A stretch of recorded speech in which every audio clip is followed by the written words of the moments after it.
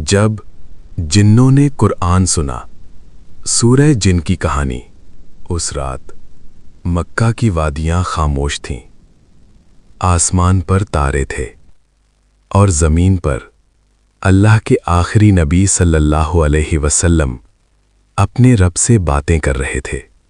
ये वो वक्त था जब इंसानों ने नबी सल्लल्लाहु अलैहि वसल्लम को सताया, ताइफ की गलियों में पत्थर मारे, लेकिन नबी सल्लल्लाहु अलैहि वसल्लम का दिल टूटा नहीं, क्योंकि उनका भरोसा सिर्फ अल्लाह पर था। रात के सन्नाटे में नखला की वादी में नबी सल्लल्लाहु अलैहि वसल्लम फज्र के वक्त कुरान पढ़ रहे थे। आप सल्लल्लाहु अलैहि वसल्लम की आवाज़ में ना कोई जादू था, ना कोई गीत, बल्कि हक था, नूर था, रहमत थी। उसी वक्त अल्लाह के हुक्म से जिन्नों का एक समूह उस रास्ते से गुजर रहा था।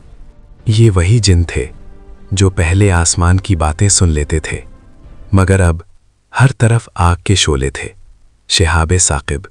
वे आपस में कहते, ज़रूर कोई बड़ी बात हुई है, आसमान बंद कर दिया गया है। अचानक उनके कानों में कुरान की आवाज़ पड़ी। एक जिन बोला, रुको, खामोश रहो, ये कोई मामूली आवाज़ नहीं है। सब जिन रुक गए, सांसें थम गईं, दिल झुक गए। कुरान की आयतें सीधे उनके दिलों में उतरने लगीं। उनमें से एक ने कांपती आवाज़ में कहा, हमने ऐसा कलाम कभी नहीं सुना, ये तो सीधा रास्ता दिखाता है। जैसे जैसे कुरान पढ़ा जाता रहा, जिन्नों का घमंड पिघलने लगा, उनकी आंखें नम हो गईं। कुरान ख़त्म हुआ। जिन बोले, ना ये किसी शायर की बात है, ना किसी जादूगर की, ये तो अल्लाह की तरफ से नाजिल किया गया कलाम है। उसी वक्त उन्होंने ईमान कबूल कर लिया। उन्होंने कहा, हम अपने रब पर ईमान लाए और अब हम उसके साथ किसी को शरीक नहीं ठहराएंगे। उनमें से कुछ बोले, हम पहले जालिम थे, हम गुमराह थे, और कुछ ने कहा, हम पहले भी नेक थे।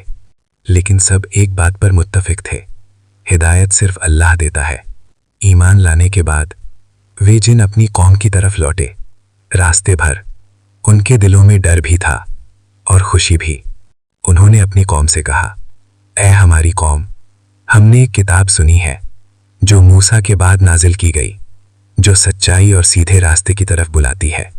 उन्होंने चेतावनी भी दी, जो अल्लाह की बात नहीं मानेगा वो अल्लाह को थका नहीं सकता और ना उसके लिए कोई बचाने वाला है। कई जिन रो पड़े, कई ने तौबा की और बहुतों ने ईमान कबूल कर लिया।